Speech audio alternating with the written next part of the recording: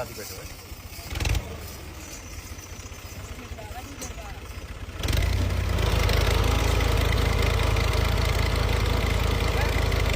निकल के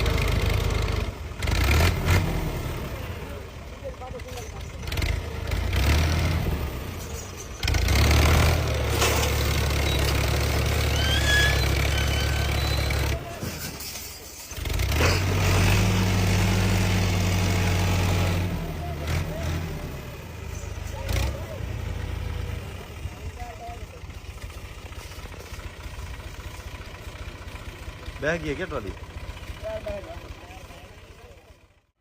भाई 1085 पुराना मॉडल पहले किचन के पीछे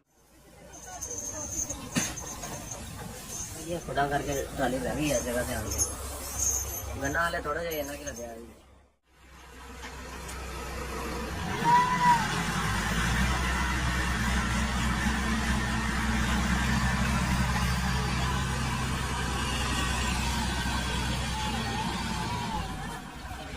और ये ट्रॉली बैठी है इनमें कहीं एक और दूसरा लामी होना है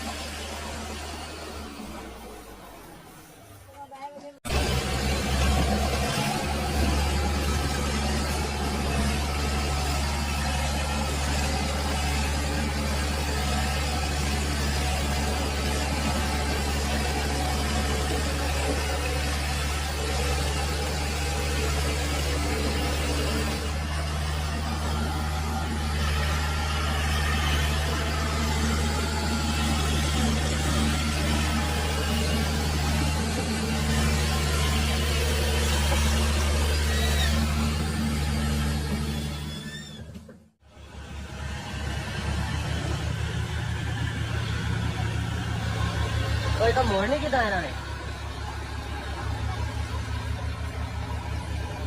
आगे हो मेरा आगे हो तो उसको चार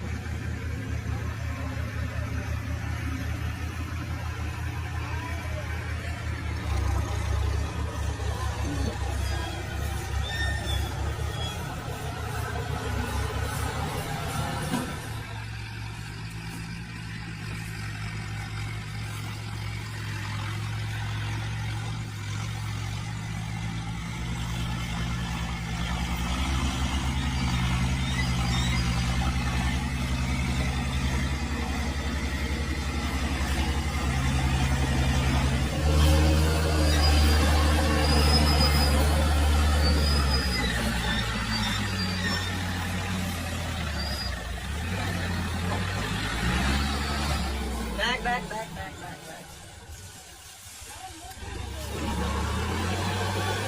नहीं पंप में मिला लिया गेयर दूसरा हुआ स्पीड हाई है